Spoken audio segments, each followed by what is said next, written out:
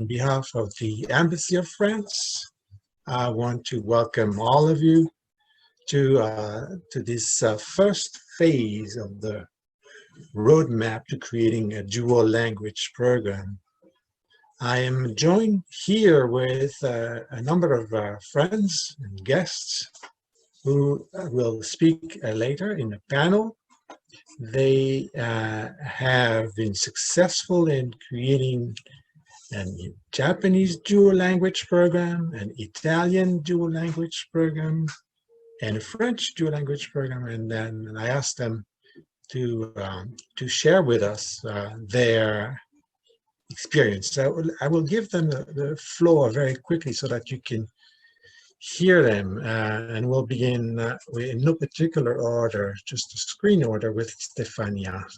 Hi, I'm Stefania. I'm one of the parents who started the Italian initiative on the Upper West Side of Manhattan. Thank you. And Benedetta? Hi, everyone. I am one of the three parents that founded a not-for-profit. It's called In Italiano, and we basically helped introduce an Italian bilingual program in a school, in a public school in Manhattan, in Harlem. Here from Monica. Hi, I'm Monica Molo. I'm one of the parents who started the Japanese dual language program in Brooklyn. Let me see, Yuli. Hi, my name is Yuli, and I was one of the parents with Monica who helped start the Japanese dual language program. Let's move to Stefan. Hi, I'm Stefan Lautner. I'm one of the parents who helped launch the initiative to start the very first dual language French pre-K on the Upper East Side that is opening hopefully in the next coming school year. And then Catherine. Hi, I'm Catherine Remy, and I'm the other parent who helped to create French dual language program in the Upper East Side in New York City. Thank you all. And Francesco will join us later for the panel. So I have organized this in three main parts. The first part is a general presentation that I will give on the various steps and the main notions to focus on when someone wants to create a dual language program, let's say from the bottom up, as a parent-led initiative. But educators are also involved in that process. So I'll give you an overview of these different notions and steps, and then the parents here will share with you how they went about, how they organized their initiative, and the strategies that they put in place to get it going and successfully. And then finally, we'll open it up for a question and answer with you all. So we'll try to do this in 90 minutes, and then hopefully with enough interaction and enough time for all your questions to be answered. And we will discuss those steps, and then the panelists will confirm or contradict what I say. The bilingual revolution that I talk about has been ongoing for almost 2 decades to some extent. And it's one that seeks to fight the idea that monolingualism is the norm. We don't want that monolingualism to be the norm anymore. As Greg Roberts said, we want to fight this because it is considered the illiteracy of the 21st century. And this is a quote that I've always cited and that has inspired me in many ways. So the idea is that we need to fight monolingualism, particularly in countries like here in the US, but then there are other countries where this is the case. But the one way of doing this is by empowering parents, multilingual families, communities, by giving them the right tools to create their own initiatives. So that's the idea, that we want to place parents at the center of the action, basically. They are the change makers. They are the ones who can transform their schools, their educational landscape. And for that, we also need to tell them how to facilitate, in a way, the dialogue between parents and schools and make sure that together, in a very fruitful way, we can create dual language programs. So what we mean by dual language programs, it's mostly the two-way immersion programs with two linguistic groups in the same classroom.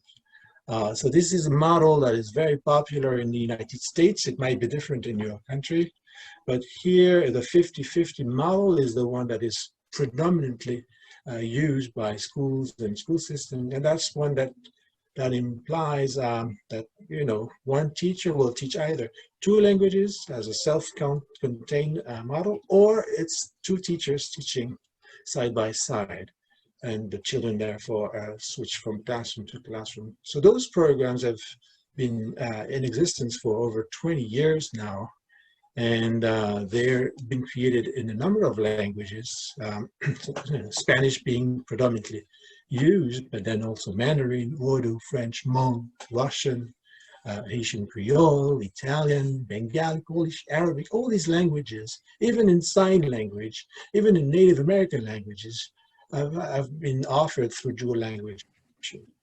You find other types of model in 1910 in the foreign language immersion programs and so forth, but we will focus today on dual language programs. And then we will also focus on one aspect of what I call the roadmap to creating dual language program from the bottom up.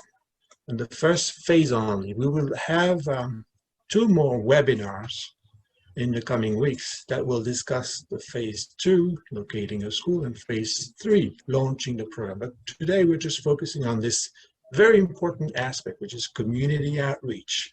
How do you create a base of interested families? How do you convince people to join your initiative, and so forth? And there are many lessons that we've learned over the years with the French dual language programs, with that started here for us in Brooklyn, but then with the Japanese dual language program, the Italian dual language program. A number of communities are trying to create this program. Here I'm showing 2 more examples: the Greek dual language program in New York, and also the Russian dual language program. Now, some initiatives are successful, some are struggling or facing a number of hurdles. Some even end up in big fights, legal fights sometimes. But the idea behind the bilingual revolution is that it's a peaceful revolution where we just want to make sure that everyone gains from this type of approach, and educators and parents work together. So forming a base of interested family means also that you, as a program initiator, will be connecting with hundreds of people just to make them interested in the idea that together you can create a dual language program. So you will have, obviously, to gain their trust and have sufficient data, sufficient information on the community that you want to serve, engage their support you might receive based on the language that you have in mind. And for that also implies understanding the cultural nuances that you need to have in mind when you approach community leaders or certain institutions or future partners that you want to identify. So this already requires a fair amount of strategy in order to get this base of interested families started. You also need to, start looking around in your neighborhood, and there are a number of places where you can start spreading your ideas from public schools around you, and local businesses, and private schools and daycares. Religious centers also are great places where you can start to reach out and connect with parents, particularly parents with young children, obviously parent associations, playgrounds, and also newspapers, blogs, and radios. And I'm not even mentioning social media and what that can bring. But this is how you need to envisage your initiative and where you will have to spread your wings to some extent and get your connections and your contacts from. Of course, this also means you need to be very proactive and engage in conversations with a number of parents on playgrounds, in stores, everywhere you go. Sometimes you need to wear some specific clothes or signs that will make you be identified even more quickly. And I can imagine today with our new mask, we could even create specific dual language masks to attract people, so that we want to see this happen. But there's also, you need to think as a marketer and promote your initiative with letters, flyers, and then also give presentations. This is another example here of the German dual language program in Brooklyn and how they went about in not only convincing their own community, but also convincing a school, a public school where they started this program. So we need to form committees as well. You're not alone. You will work with a number of people, and some of the parents here have had to form committees. That's how they divided the task, and that's how they were able to go and advance successfully and organize their work in a very efficient way. So this is the kinds of committees that you can organize. The community outreach that I just described, the research which will focus on data, as a curriculum support committee, and we'll talk a little bit more about this. But there can be other committees organized, such as the teacher recruitment, thinking about after-school programs or things like that. So I will show you an example of In Italiano, who's represented here, and how making a public announcement through social media, and they produce a very nice video. This is how they were able to convince a large number of parents, not just Italian-speaking parents, but parents from outside of their circle. And I will share this video with you. Let me just reload it. I have 3 kids, and I started speaking Italian to my kids from day one, and it's been working okay until they started going to school. That's where I understood that it was really important to find a school that had Italian, and we could find none. The project was started by 2 families and has managed to reach many more in all the boroughs. What I was hearing was, oh, you know, if there is no demand, it means there are no Italians that want to learn Italian. So it's been quite important for us to show everybody, no, hey, guess what, we're here.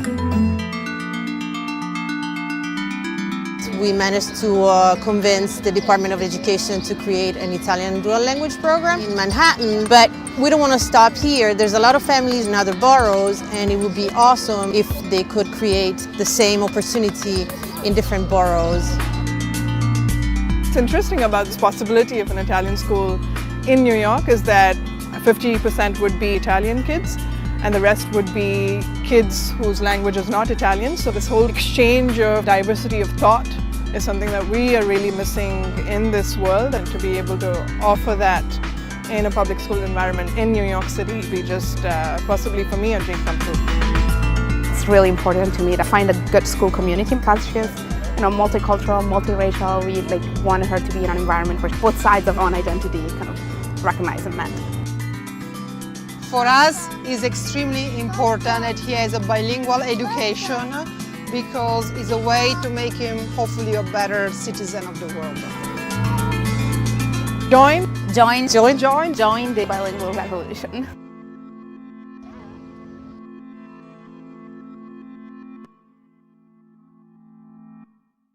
This is a fabulous video that was organized. The parents here will tell us a little more about this, and they were very efficient in a way of attracting. It's a model for many initiatives, and I'll show you another video afterwards, the Japanese dual language program, and how the power of images. And if you have among your parents and supporters someone who can do these types of things, of videos or social media tools, then this is one way of winning this this project. Now there are many other ways of creating a support base, and obviously organizing community meetings will be key. And the picture I'm showing here is from a recent meeting, the French Dual Language Program Initiative, organized by Stéphane and Catherine, and how successful they were in engaging an entire neighborhood, but also elected officials and community leaders. And this was very essential.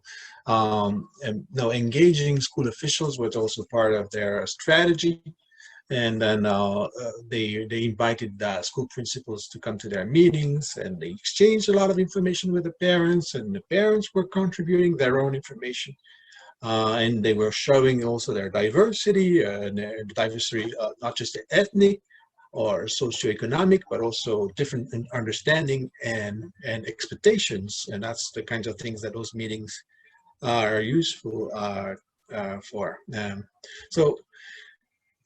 It's good to also reach out to education councils, school boards, and get them to know you and get them invited to speak also. But then it's always it's almost like some kind of a guerrilla marketing, where you organize a small gathering in coffee shops, at home, public spaces, and then you pitch your ideas. You can also connect with embassies, cultural centers, consulates, chambers of commerce, and many other places who will provide some support or a room for a meeting, or will print out your flyers and so forth. So there are different strategies. And then there's another aspect, and a research committee will do that. You need to get a good sense of how many people are interested, but also how many people have the children with the right age group. And here, in order to create a dual language program, it's good to have at least a number in mind of children who will start in either pre-K or kindergarten in the fall. And it's also good to know that your group will be somewhat half and half, native speakers of the target language or non-native speakers. So in order to get to that number, and here I put 30 as the bullet number, but in order to get to that point where you have 30 families starting on D-Day, you need to have, say, 3 times more of families giving you the information about, the age of the children, the language spoken at home, the school zone, and much more. So you need to have that ahead of time in a spreadsheet, and then present that data every time you have an opportunity to do so. So collecting data is something important.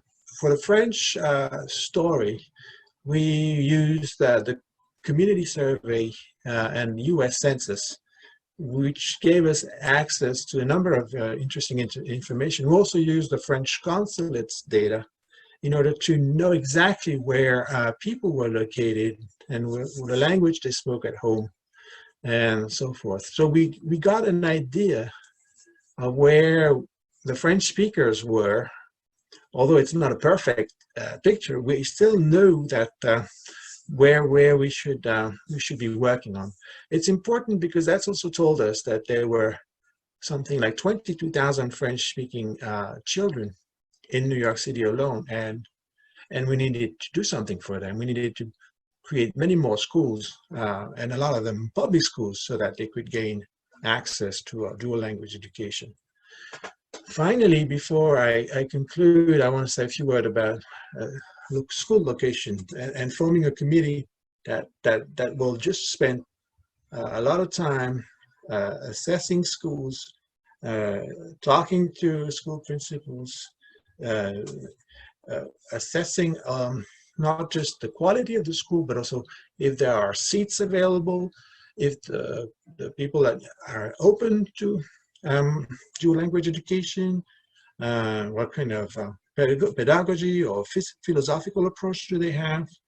So these are a number of steps to bear in mind, as not only you will do this research for your initiative, but this involves site visits and a number of discussions already in place about what kind of program you envision, who will teach it, what kind of curriculum should be taught, or what kind of support you can bring to that curriculum. And the Japanese dual language program has been very, very interesting per se, and offer a very good model. And here is the video that the parents created, and it speaks volumes to the role of parents in getting those programs started, but also supporting a school afterwards. Let's watch this.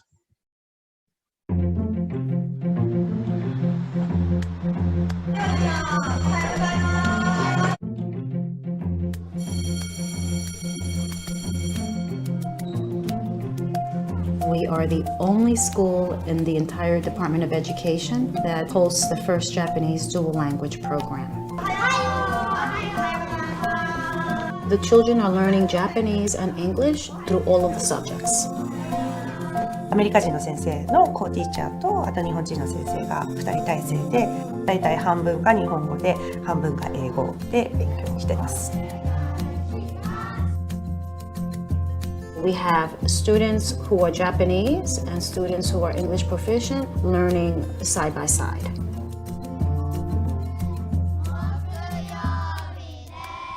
I believe in the power of bilingualism. When children are proficient in two languages, their cognitive development is at a much higher level. クリエイティビティ、答えがないものに対してそれを答えを導き出す力っていうのがすごくあるなっていうふうに感じます。You're tapping into different parts of the brain as you're speaking two languages. So your brain is more active. Starting in kindergarten, pre-K is a great age for children to start to learn a second language. It actually sinks into your brain much more, and it's much more natural. 毎日日本語に触れているっていうのはすごく大きいと思います。すごい勢いで習得してます。英語が遅れていることも全然なくて、学ぶことをすごく楽しく感じてるみたいです。When you really think about it, it is a specialized program. It is a gifted program. The students do exceptionally well.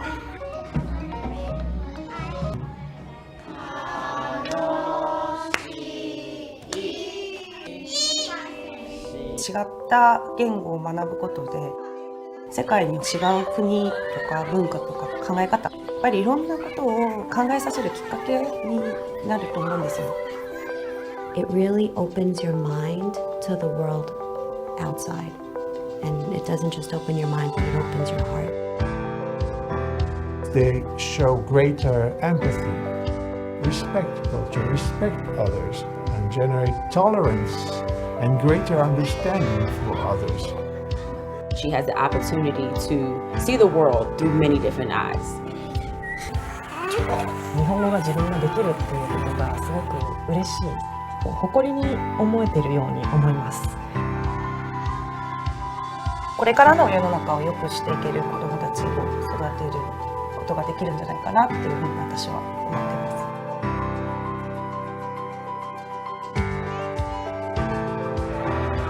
もっと面白く、もっと楽しく、もっと意味があるようなカリキュラムになるようにっていうのは常にチャレンジしながらやっています。やっぱ子どもたちが日本語が好きって言ってくれるのがすごく嬉しいです。すごい私やっててよかったなっていうふうに思います。Through this JDLP program, I personally have gained a lot of very close friends.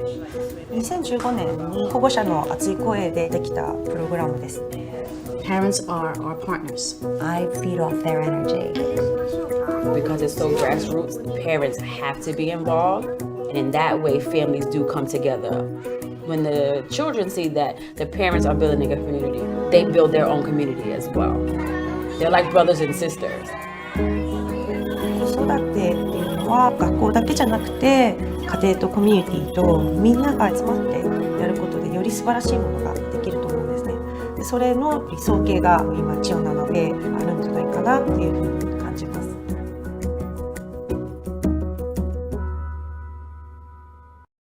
We want to make sure that our program continues to thrive. We have increased our enrollment significantly. As we grow the program, we also need additional teachers. We need Japanese instructors and English instructors. ニューヨーク市での予算が限られているので、新たな日本語の先生を雇うというのが予算的にとても難しいのが現状ですね。We actually need the funds to bring in more teachers and more materials and enrichment programs. We can't allow the program to fail because we see the value. My hope, my vision is that all of our students have the benefit to learn Japanese and acquire an appreciation of one another's culture.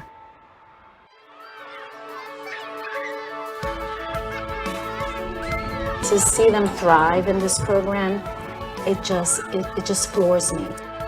It makes me so happy.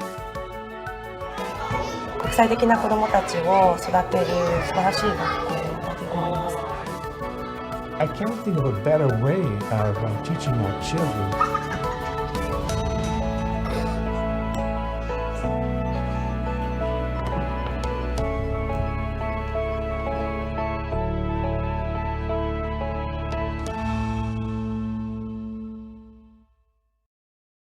I've spoken enough, and I think I want to hear from the actors, my heroes, the parents behind this wonderful work, and I will open the floor to the Monica and Yuli first, so that you can tell us, since we've seen a little bit of the program, that what you were able to accomplish. But can you guide us through the first steps of your initiatives and tell us, how you organized your group at the very beginning?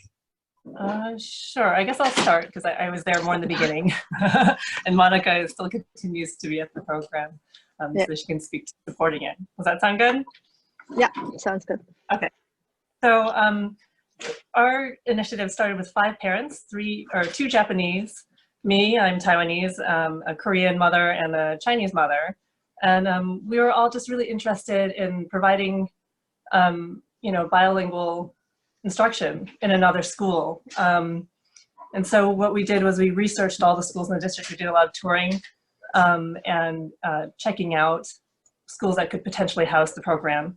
And then we made appointments with the principals and spoke with them to see if there was interest and support in it. And we were lucky. We found 2 great schools with 2 principals who were really interested, and we chose one, which was PS 147, which was really great. But before, or simultaneously as we did that, we did a lot of research. So we needed to, start with finding out from the Japanese communities, like what the interest was in having a public school option for Japanese language, because there are a lot of private school options available, Saturday schools, after schools, but they kind of serve different purposes. And we wanted a free option in public school as well. So we surveyed them through the sort of online email lists and asked what the interest was, what they would be looking for from the program, because it's really important to know what their desires and needs are. And then also surveying non-Japanese speaking communities, and also marketing like what the benefits are of your child learning a second language, because we need the buy-in of both communities. So there's a lot of email lists, surveys. We created a website so that people could go to the website and be updated on information. We have sort of a FAQ, a frequently asked questions section, and then also just get updates on our progress. I'm trying to think. Yeah, let's hear from Monica, and perhaps also see if did you form committees? Was it something that you did? Monica, could you comment on that? Yeah, we didn't really form committees in that sense because it was still very new and unorganized, and we just split up into groups, I would call it, more than building a committee, and took turns in doing things like visiting existing Japanese after schools or Saturday schools, and to just reach out to the community there and see who's interested, which I think was a very big step to actually find people who want to be part of this whole school new idea. And then, yeah, as Julie said, we went and visited many schools to find places that have space with interested principals, and also visiting existing dual language programs to see how they've been doing it, and try and learn from people who've gone through this whole process already. And everyone's very helpful, as you can see right here, that these are all people that want to share what they've done already. So I think that was one of the biggest steps, was to find people who want to share their experience with us. Very good. Let's hear from our Italian group. So we have Stefania, Benedetta, and Francesco. Could you tell us what those early steps were for you also, and then what kinds of strategy you decided to put in place to canvass your neighborhood, if you can call it that way, since it's such a larger neighborhood. But what kind of steps that were put in place in your case? Basically, it started. We started very small. Stefania was the first one to take the initiative, and she basically reached out to see how many Italian native speaking families were in Manhattan mostly. I started with Manhattan, and she organized some get-together, first at public libraries, and we saw there was some interest in it. So we basically started little by little. We also created a website. We used a Facebook page to spread the word. We put out flyers, actual flyers that we printed out. We distributed them in Italian businesses in the neighborhood.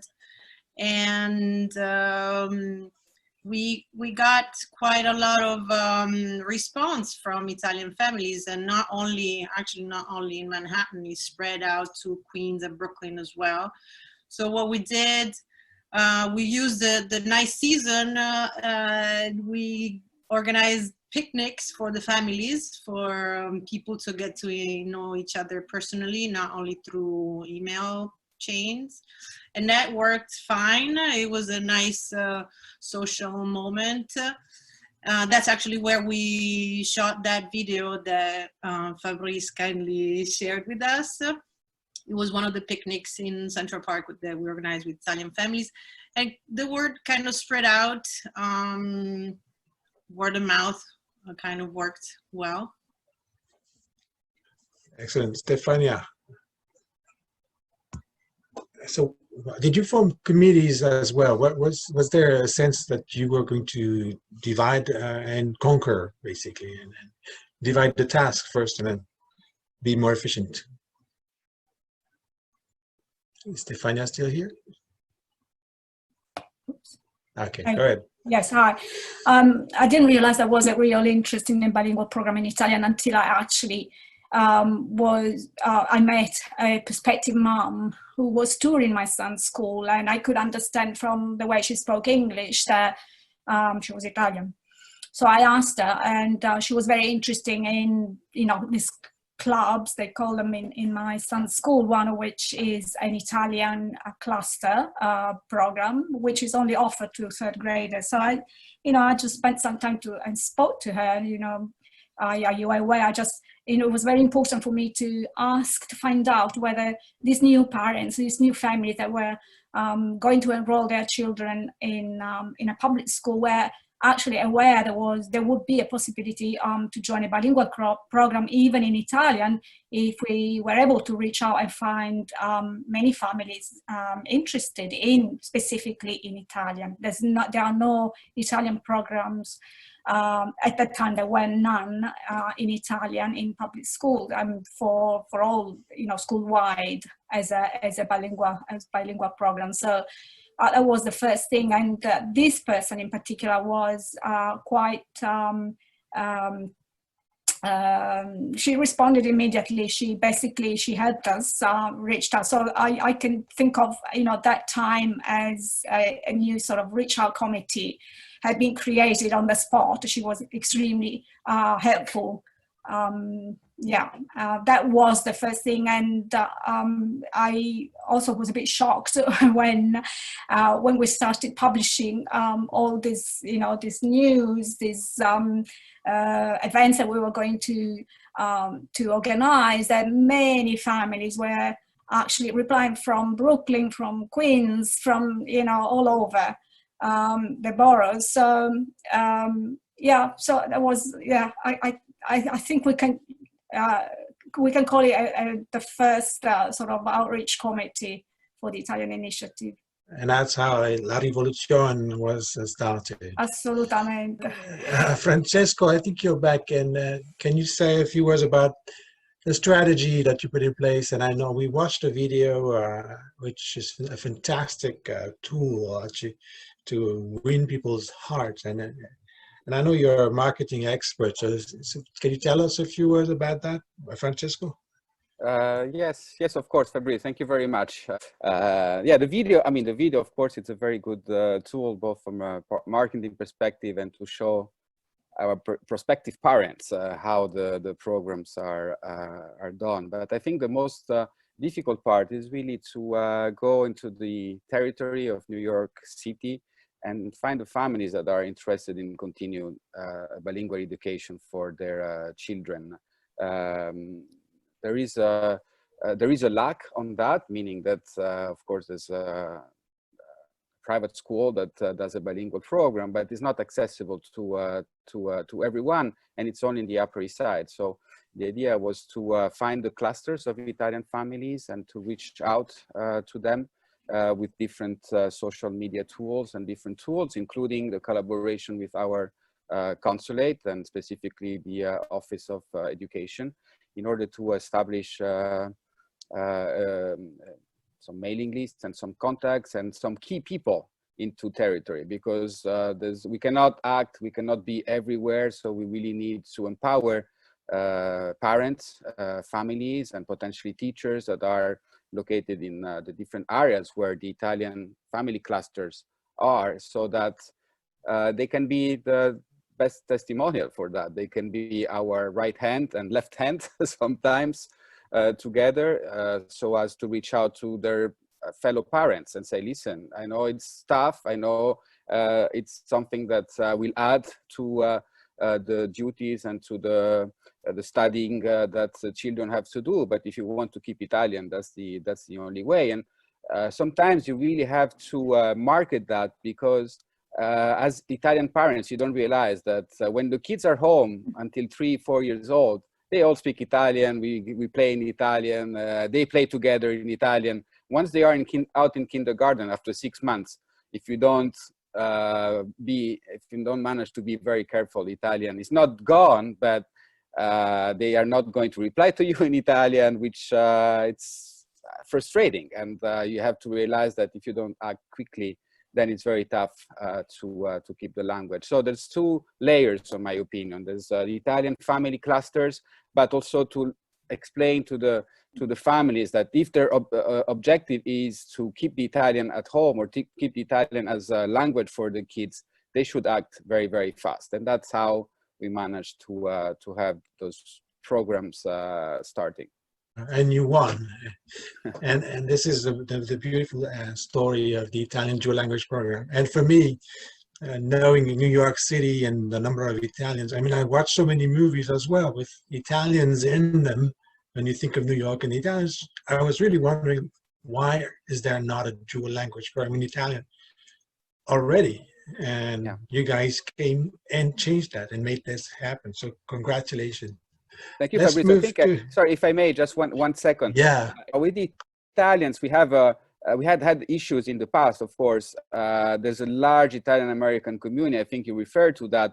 With also, we had many movies, etc. And I think it's there are many reasons, historical reasons, political reasons. We're not going to that. I mean, it's going to require hours and hours of conversation. But it's more the fact that today, I think the new generations of those that came 100 years ago, 150 years ago, they want to learn a little more about the history of their country, the language, and in order to do that, they have to start speaking the language. So there's a return after 100 years, so 3-4 generations.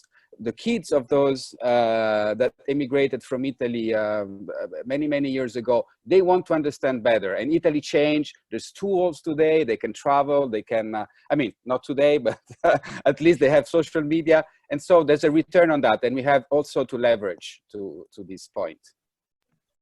Excellent point. Let's hear from Stefan and Catherine, and if you could guide us through the early steps that you took to get your initiative started, and how you went about with your strategy and how you communicated to your constituents. Go ahead, Stefan and Catherine. Catherine, why don't you kick it off, and then I'll hop in with additional details. First it was very small. It consisted in conversation with parents at local playgrounds, a school. We just try to find potential French-speaking families which would be interested in participating in this project. It's only after starting to organize public meetings that we switch up to Facebook, social media, and local newspapers.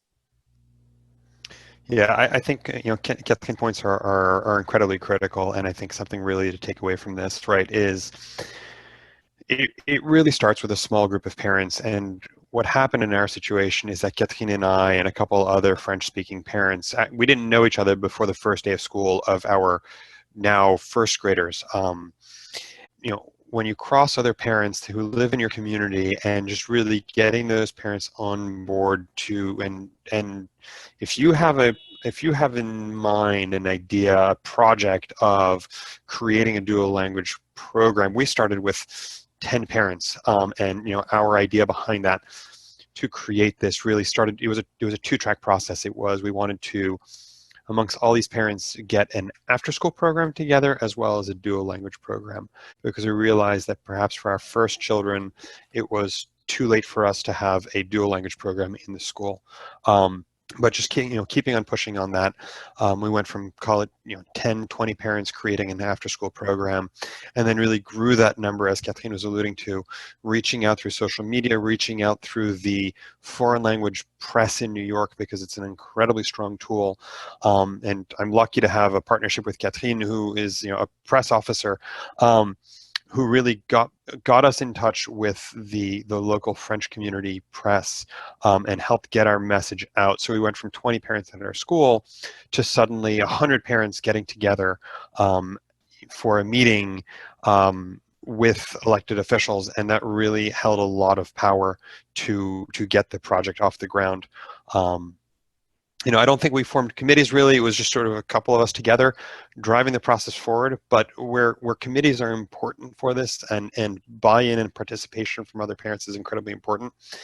And Fabrice, I wanted to come back to one of the first things you had on the very first slides of the entire presentation, is that you have to place the parents at the center. And that's something that's critical in part of this process, because if parents are waiting for someone else, if they're just show up at a school's doorstep and talk to a principal and say, we speak French here, we speak Italian, we speak Japanese.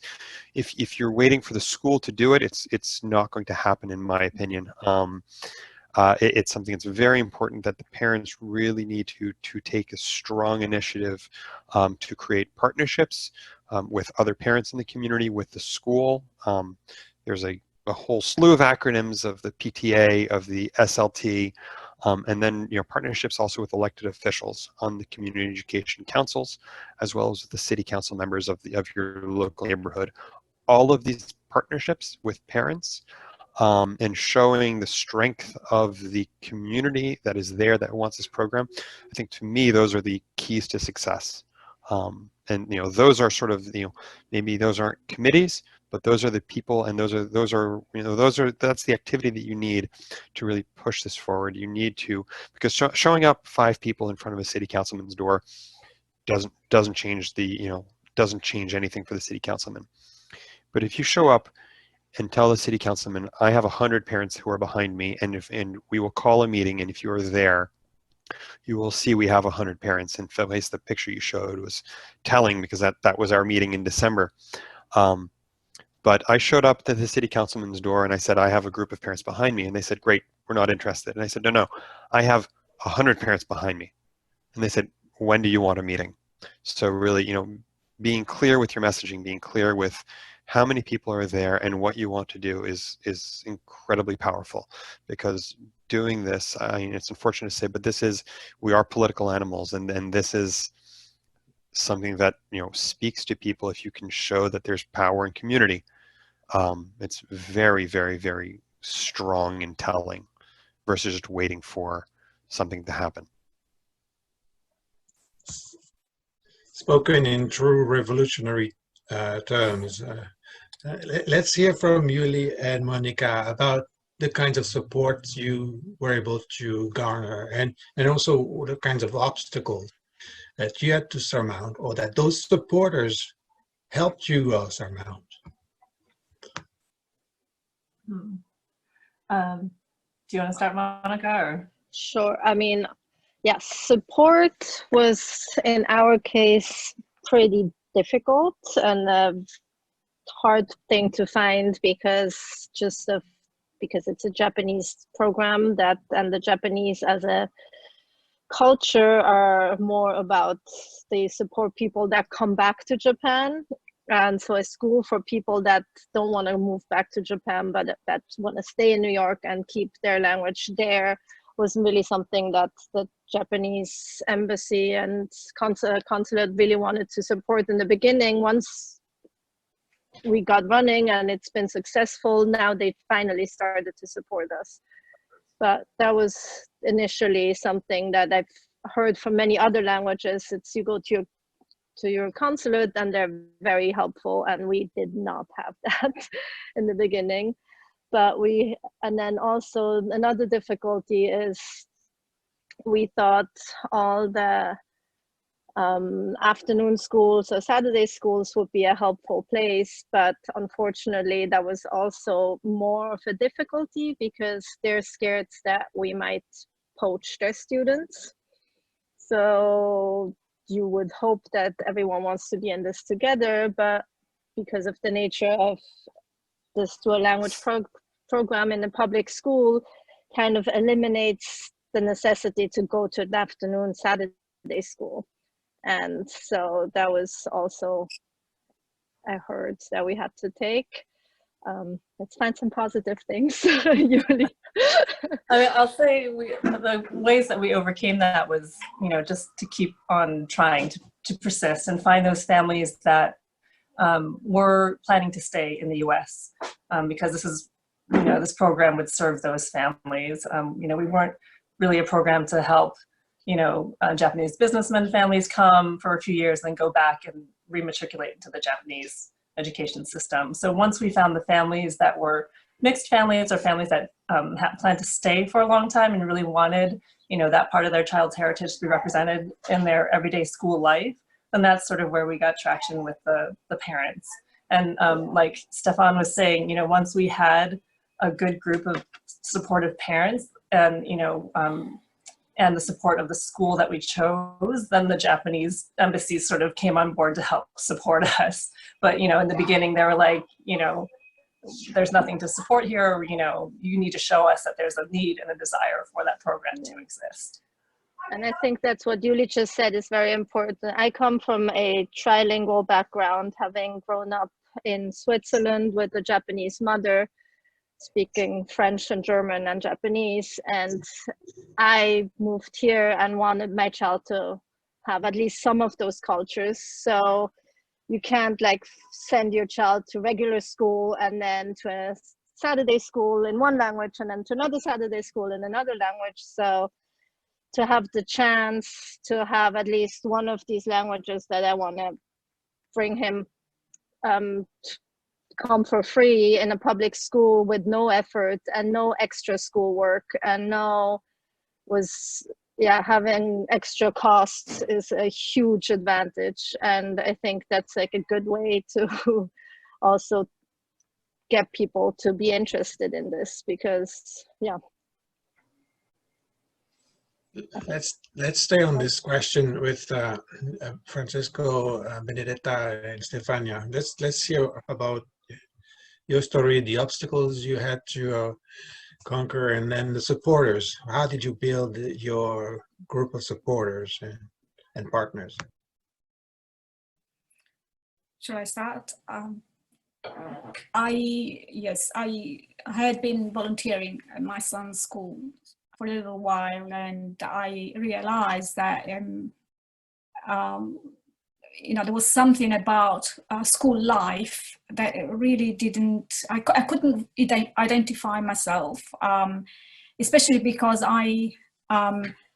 my son was born in Europe, not in Italy. He spoke Italian, but he was born in London, and that's where he went to school the first year.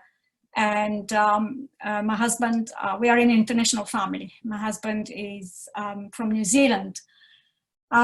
So we were we had all these different, even Anglophone cultures are different in our family. So I started talking to the Community Educational Council of my district because I wanted to understand whether the Multilingual Committee you know, would actually would be interested in supporting the Italian program, but also a more international kind of curriculum in public schools. So that was, and it wasn't easy. Not everybody understood my sort of struggle. And I remember often I was asked the question, why do you want to speak Italian? And you know, who would be interested in doing Italian in public school? I said, well, I would be interested, you know, at least I could hear my son try to speak my language at school and be a little bit more accepted by his school community. So yeah, there's, you know, a little bit of, you know, other communities don't really see the point sometimes. So that was my obstacle. One of the obstacles that comes to mind is that when we gathered some families, some interest, we went and reached out with the help of the CC3 Multilingual committee. We reached out to the DOE and superintendent of District 3, and they basically located a school. They chose the school for us, and it's a small school with a lot of potential to grow. They have an international baccalaureate program, which is great because it's not the case usually with public schools. So they said, we talked to the principal and she was enthusiastic. Yes, she was on board, etc. And as much as we had a lot of momentum with all these Italian families at the beginning, when they located the school, they chose that school, we have the feeling that a lot of the Italian families felt like the location wasn't right, and it was either too far from where they lived, or it was an unknown land in Harlem, and so we kind of lost a lot of Italian families because they thought the school was not one of their first choices. It was not a prestigious school. And so they didn't want to send their, some of them didn't want to send their children to that school because it wasn't on a very high performing, high ranking school, although, like I said, they have an international baccalaureate and a lot of room to grow and a lot of support from the consulate, from us.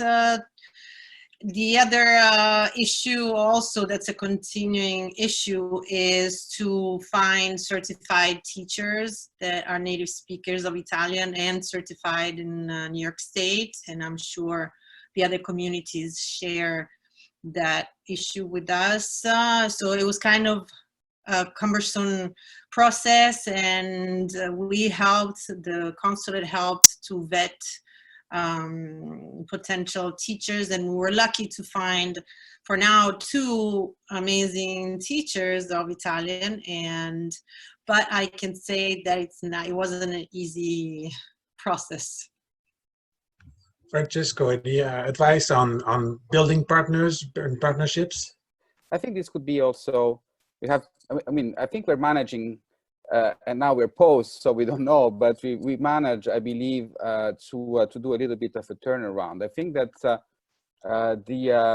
our best partners became the official at school, actually. That at the beginning, probably they didn't, it's not that they didn't believe in the project, but they were skeptical. There was so much to do. There was another curriculum to add to the school. What I noticed this year until a month ago, that we were much more partnering with them in terms of building different initiatives, bringing other Italian initiatives to the school.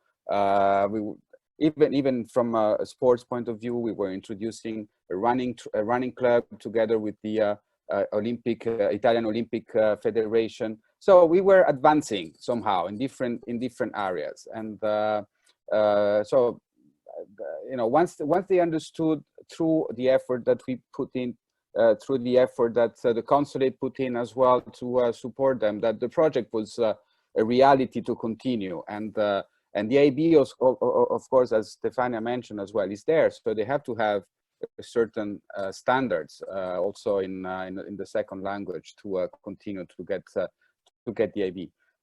So for me, it was going in a very positive way, and that was also something that we could sell to other communities. And you know, we were in a very at a very good point in other schools, notably in Brooklyn and in Williamsburg, to start the bilingual programs in September. So I think that really helped. I mean, if you can do that in a challenging school, then you can be sure that this program can be successful in schools that are more successful, or they have a better notoriety in the neighborhood. So overall, the obstacle, I think, it's still the fact that the school in Harlem doesn't have transportation. I mean, DOE, we try to lobby a lot with the Department of Education to get some transportation out of the zone, because anyway, that's an IB program and it's a bilingual program. But so far, we didn't manage to get any. So that's complicated because, as Stefania was saying before, it's not, and Benedetta, it's not just because it's in Harlem, but maybe it's because it's far away from where the family lives, and if they don't have any help in transportation, then it's tough for them to send the kids to that school. So that's a major priority and a major obstacle. Going to Stefan and Catherine, perhaps let me throw those 2 questions together. I had one question about the data that you collected and how useful this was, and in what way did it help you build your case. So that's the question that you can answer. But then continue with my second question, and also think of the advice you could give parents who would want to start an initiative like this. Okay, so one of the main obstacles was that the district and schools didn't see a need in opening a French dual language program. So we had to prove that French speaking were here and willing to open a DLP. So we reached out to French speaking consulates in New York City. And the International Organization of La Francophonie.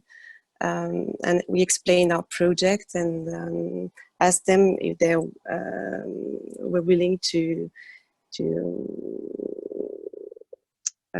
spread the word on their social media, and they accepted.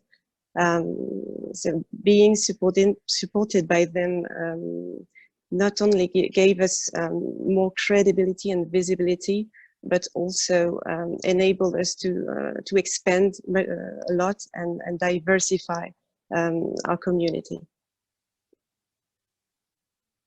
Yeah, and to tack on to that from my point of view, you know, I think, Fabrice, this also goes back to one of the first slides that you mentioned. When Catherine and I started this program on the Upper East Side, I think there's a couple data points to keep in mind. We also knew that over the last 3 or 4 years, there had been 3 or 4 other initiatives across the district of District 2 of New York City.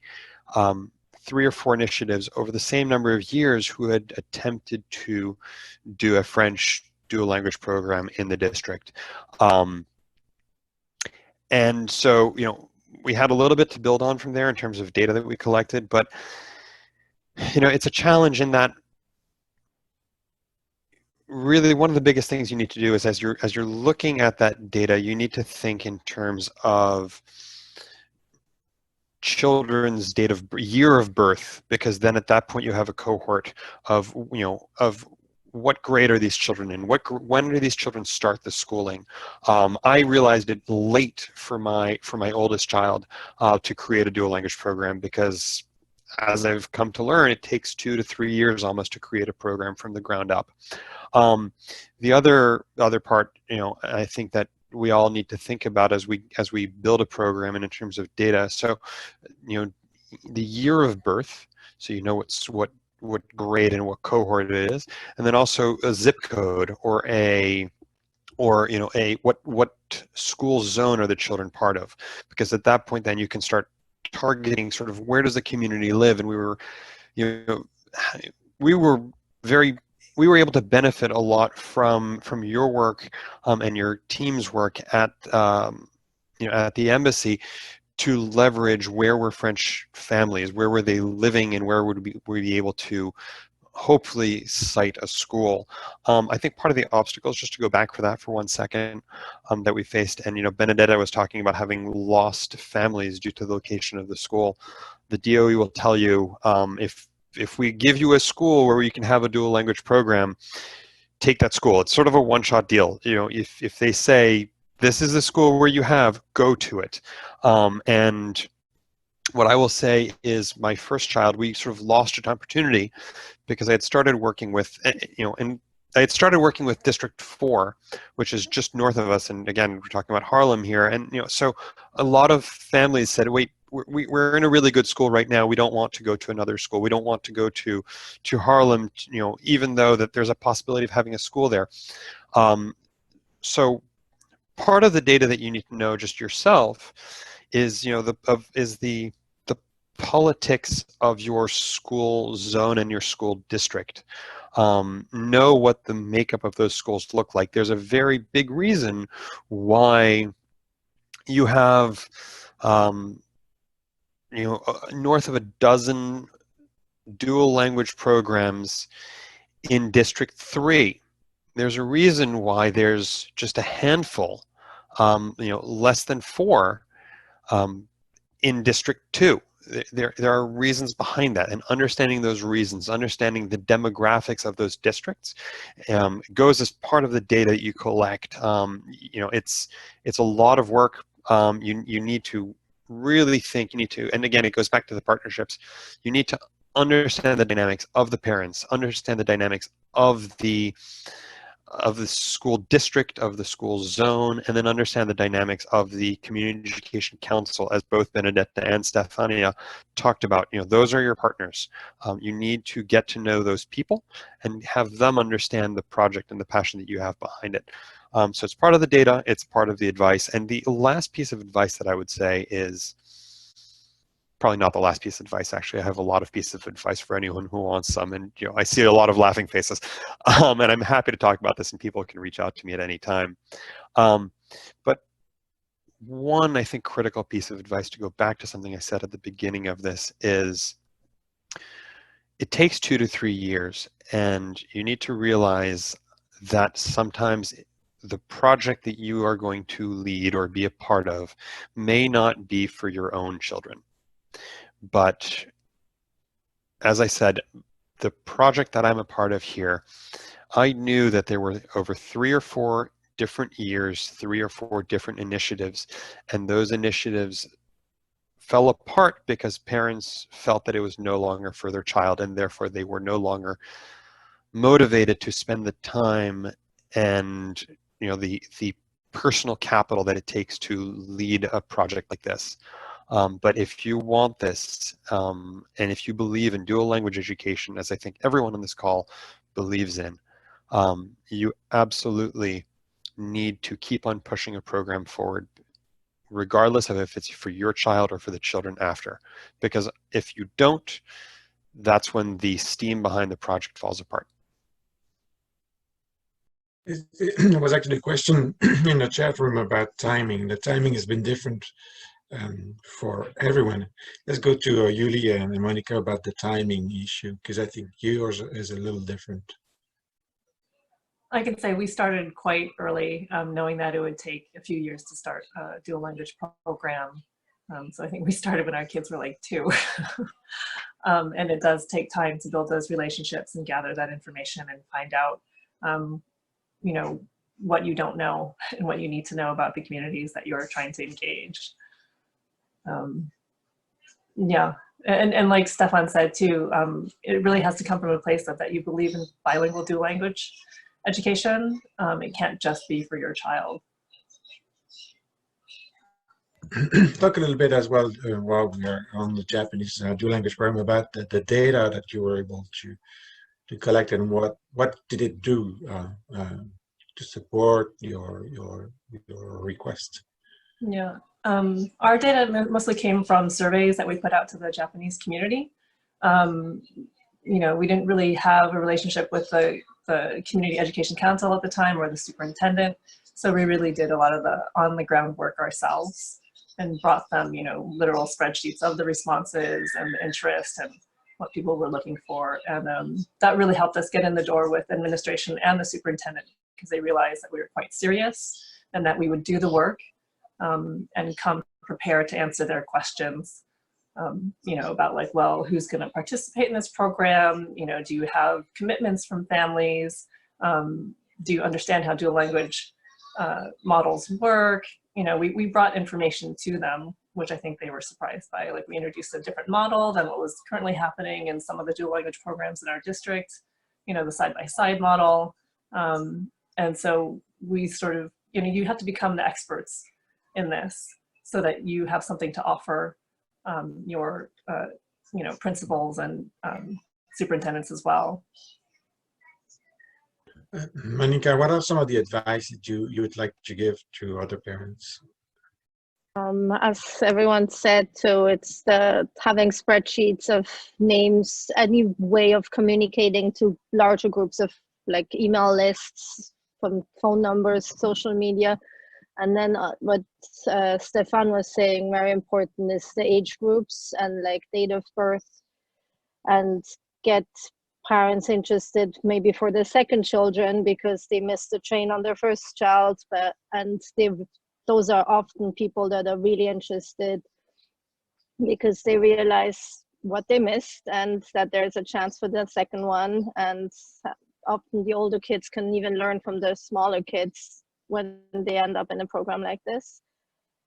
And yeah, visit as many schools as you can and try and find the school you actually want, and try and convince that school before you're being presented with the school, I think. Like the way we did it is we wanted to be in a specific district. So we visited all the schools in that district, narrowed them down to the schools that have were interested in any way to have any potential of growing and capacity of growing. And then take it from there to find the ideal school, and instead of having the DOE present you with a potential school that may not be in an area that is very accessible. So I think that was one thing that worked out pretty well for us. Let's hear. I know for the Italian group, you've even taken on a larger mission, because you created a non-profit organization that will then open even more Italian dual language programs. Tell us a little bit about that.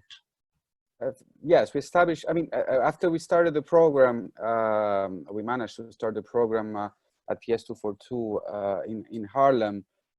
We realized that if we wanted to continue to push and to have a follow-up, some follow-up initiatives with that school, we should be more structured. So before that, it was Stefania, Benedetta, and I, and so we decided to create an organization called In Italiano, which is basically with the goals that we actually have been followed in terms of promoting Italian in specifically in public schools, and that was useful for too many reasons. One was to interact with a little bit better, a little bit stronger with the Italian institutions here in New York. And specifically the consulate and the Italian Cultural Institute. You recall, I mean, the two events that we did at the Italian Cultural Institute, and that was really very important for us to set a sort of political pace and making understand the families, especially more than and of course the DOE as well, but more the families that were a little bit scared about this the schools, the bilingual programs, how they work, to show that the Italian institutions were supporting them. And at the same time, with In Italiano, we managed to hopefully to interact a little bit better and to establish ourselves as one of the main actors, also from seen by the Italian institutions, as an organization that can be receiving some inputs and eventually also some funds, hopefully moving forward from the Italian government to continue this activity. Without that, it would have been much more difficult to continue to work as a team, I believe. So not because of the three of us, but because from the outside, we needed to act probably as one voice. So In Italiano is a non-for-profit. We are waiting for becoming tax exempt, also to accept some donations from Italian individuals and corporations mostly. It's a long process, unfortunately, but we're going to get there. And meanwhile, so we are stimulating the conversation with prospective families and parents. Let's see a little more about the nonprofit. I think for the Japanese initiative, there was a talk of creating a nonprofit organization, although at a later stage, to support the program once it was created. Is that correct, Monica, Yuli? So we became a non-for-profit organization about a year ago now. And so the Japanese dual language program is now in its 5th year, I believe. Yes, 5th year. Fifth year. And we just became a non-for-profit organization, mostly for people or larger corporations to donate money, because we've had issues with salary and teacher hiring and external programs. And so we were trying to get monies in from Japanese corporations and things like that, and it's much easier for them obviously to donate if you're a non-for-profit organization and with the tax exempt. So we got that, and we specifically didn't want to go through the PTA, which is also a non-for-profit organization of the school, so that in case we're growing, hopefully into a middle school, the money isn't stuck in the elementary school, but we can use it for outreach and other things, but only for, and not only for that school specific. So we became 4 years later, we became a non-for-profit as well, and it's been very helpful. Thank you. Stefan and Catherine, perhaps I know you're not at the stage of creating your nonprofit yet, although maybe I wouldn't be surprised if you did, actually. But just go back to maybe you have a few more advice you could share with the audience. I would definitely say be ready to work countless hours on it. Don't take no for an answer. And if you're still hesitating about or not sure that you can make a difference, just think that at the end of the day, you're probably there is no one in a better place than you to do it. So just take it as a moral imperative and do it. And I wish you good luck in the process. And on my point, I think I can only echo what everyone has said, right? I mean, it's, you know, we're all on this conference call because we're very motivated by dual language programs, and we really believe in them for our own children, for other children. So the most critical things, I think, you know, start your nonprofit. Francesco, Benedetta, Stefania, I'll be calling you guys right after this call. But I think the key parts, right, are don't get discouraged, because it does take time and it does take a lot of effort. And the second part of it, and is really critical, every single person who's speaking here is part of a team. You have, you know, it's always sort of a team of 2 or 3 people who get these programs going. And that's really key, is don't go it alone. Because if you try to do it alone, you eventually will burn out. And, you know, if you have a team of 3 people on it, you can do a third of the work. And when you get tired, or there's something else that's going on in your life that needs to take priority, you can look at your partners and you can look at your teammates in this and say, guys, I have something else going on. Can you please take over whatever I'm doing right now? That partnership amongst the group who really believe in this project is crucial. So, you know, I think those are the keys to success in my book. Yuli and Monique, I think you had a group of 5, is that right? Yeah, we had 5. The mothers with power, the Madres con Poder. Tell us a little bit about the group. Yeah, like I said before, it was like 2 Japanese parents. Monica is one of them, and then 3 non-Japanese, and just really persistent and really working together. And it really helped that we had 5, because we all had young children at the time. So definitely helps to split the load. And you know, even if you don't have an internet expert or anything, like none of us were very web savvy, but we created a website with an easy, you know, website creator. We just kept it simple. You know, it's like think big, but also play to your skills. And even if you're not an expert, there are still things that you can do to get what you need. So. Stefania, Benedetta, what are some of the advice you'd like to share with parents who are at the very beginning of their initiative? Okay, as Stefan was saying before, just don't give up, continue. I only have 1 child. He's going to middle school next year. So, you know, I'm still looking for, you know, to find or create a cluster, a community for, you know, with children his age that have interest in foreign languages where Italian is also spoken. So there's always hope, and just keep trying.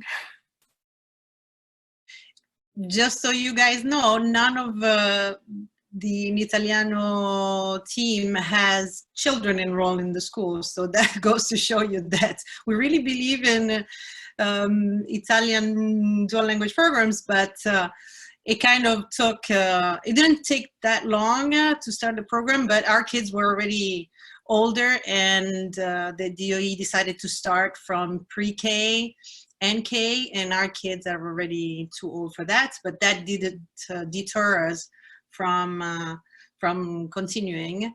And yeah, we formed a nice group among the three of us, and then we've started collaboration with other entities that can push our job and our reach. So my advice would be, yes, of course, create a base of interested families, but also be on the lookout, work with somebody that might be a techie that can start a website for you or a blog or something. Everybody has their specialties, and it's good to create a group that work well together and that balances out each other's capabilities. Definitely from personal experience, I have, as I mentioned, grown up trilingual, and it's helped. And it's so much easier to learn a language when you're a little child than later on. I learned English when I was 16 and it worked, but still every other language is so much easier to learn. No effort at all when you're a child. I see it with my son's classmates. There's these little white and non-Asian children that are speaking Japanese and that can communicate to Japanese people. A bunch of them went to school, to a summer program for a week in Japan last summer, and they were put in a Japanese school, and they managed to communicate and have a regular school day there for a whole week. And it was amazing to see. And so even if your children are not from a different culture, it's a huge opportunity to get involved in something that you never thought you would have the chance to, and learn a language that your parents don't know. This is the first meeting of a series of 3. The next meeting is May 12th, at the same time. We'll touch on how do you create your rationale and convince a school principal and work with a school principal. We'll have school principals come in and talk to us as well, and how do they want parents to approach them. So we'll have another discussion. But for now, I want to thank everyone for joining us. You guys are amazing. You're my heroes. I think without you, there's no bilingual revolution. And your voices will be heard across the universe thanks to this recording, which will be shared. We'll share it widely. This is going to become a resource, actually, that we can share with others, with other parents across the globe. But thank you very much for joining us, and then I'll see you soon. Merci, à bientôt. Au revoir. Merci Fabrice, à bientôt, à presto. Bye. Thank you, Fabrice. Merci. Thank you. And thank you for everyone who attended. Thank you very much to all. Grazie, ciao. Ciao. Merci, merci.